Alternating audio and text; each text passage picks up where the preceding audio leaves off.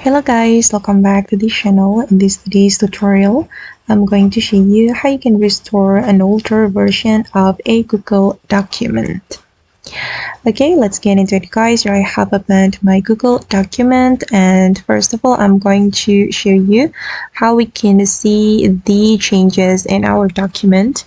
If you want to see the changes, you can click on this icon, this clock icon, and here you will be able to see the version history.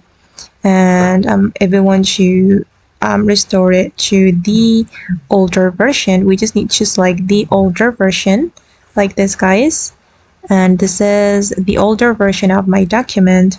And if we want to restore it, we can click on these three dots, and then we can click on restore this version, or we can simply click on restore this version right here.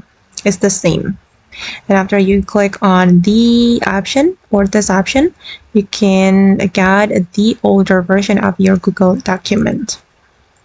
Okay guys, and that's all the way to restore an older version of a Google document. I hope this video will be useful for you. Thank you so much for watching, and see you in the next video.